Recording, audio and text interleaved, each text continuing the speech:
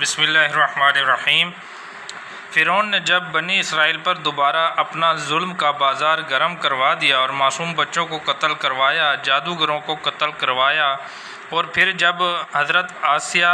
ایمان لے آئیں تو ان کی تیز چھریوں سے کھال اتاری گئی اور سینے پر بھرا ہوا آگ کا طشت رکھ دیا گیا اور مختلف ظلم و ستم ڈھائے گئے، تو اللہ کی رحمت کو بھی جوش آنا ہی تھا۔ حضرت موسیٰ علیہ السلام نے دعا مانگی اور آپ کی دعا ساتوں آسمانوں کو چیرتی ہوئی بارگاہ الہی میں پہنچتی ہے۔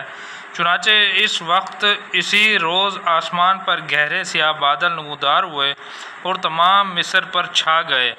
جن سے بالکل اندھیرا ہو گیا، اور 7 دن تک مسلسل طوفان آیا، بارش برسی رہی، مگر خدا کی قدرت کے اسرائیلیوں کے گھروں پر دھوپ تھی۔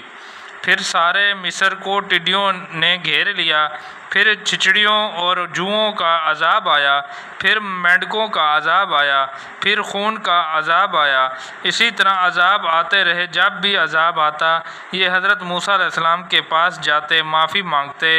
عذاب ٹل جاتا، پھر سرکشی کرتے، پھر عذاب آ جاتا۔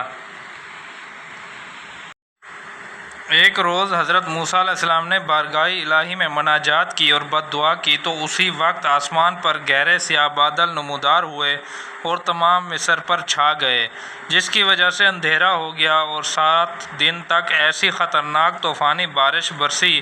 کہ تمام قبطیوں کے گھر پانی میں ڈوب گئے، 1000 جانیں ضائع ہوئیں، اور خدا تعالیٰ نے اپنی اور اپنے رسول کی نافرمانی کرنے والوں کو عبرت ناک سزا دی، اور ان کی لاشیں پانی کی سطح پر بہتی ہوئی پھرنے لگیں۔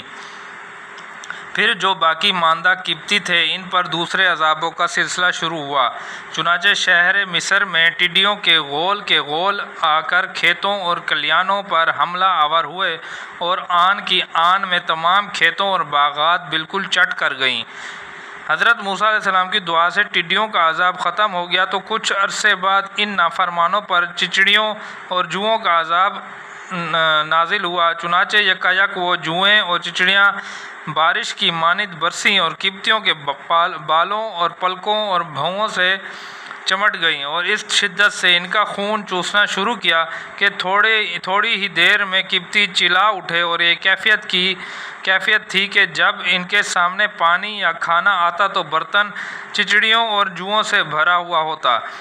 عذاب کا سلسلہ جاری تھا، مگر قبطی بھی عجیب لوگ تھے کہ جب عذاب آتا تو روتے چلاتے اور دفع عذاب کے لیے حضرت موسیٰ علیہ السلام سے بڑی عاجزانہ اپیلیں کرتے، اور آپ علیہ السلام کی دعا سے جب عذاب ٹل جاتا تو پھر اپنی سابقہ روش پر آ جاتے۔ پھر قبطی کیا دیکھتے ہیں کہ پورا مصر مینڈکوں کا جہاں بن گیا ہے،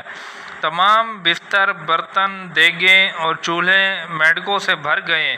حتیٰ کہ اگر کوئی قبطی پانی پینے کے لیے منہ کھولتا تو کئی مینڈکیاں اس کے منہ میں گھس جاتی۔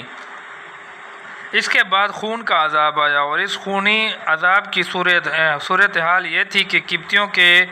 مٹکوں اور برتنوں میں ایک طرف تو خون ہوتا اور دوسری طرف پانی ہوتا۔ جب کوئی قبطی بنی اسرائیل کی طرف سے پانی بھر کر پیتا تو وہ پانی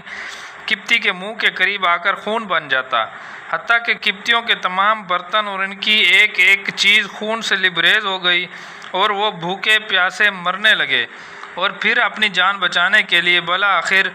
درختوں کے پتے چوسنا شروع کیے، تو وہ بھی حلق میں جاتے جاتے خون بن جاتے۔ مجبور ہو کر یہ لوگ حضرت موسیٰ علیہ السلام کے پاس آئے اور کہنے لگے کہ ہم ہلاک ہو گئے، برباد ہو گئے، اے موسیٰ علیہ السلام ہم پر رحم کرو اور اس خونی عذاب سے نجات دلاؤ۔ اب اگر ہم اپنے وعدے سے پھریں تو خدا ہمیں موت دے دے، اور ضرور ہم آپ پر ایمان لائیں گے۔ حضرت موسیٰ علیہ السلام پیغمبر تھے، اور واضح ہو کہ ہر پیغمبر اپنی امت پر ماں باپ سے کئی گنا زیادہ مشفق، رحیم اور کریم ہوتا ہے۔ اسی وقت جناب الہی میں دعا کی اور یہ عذاب ختم ہو گیا۔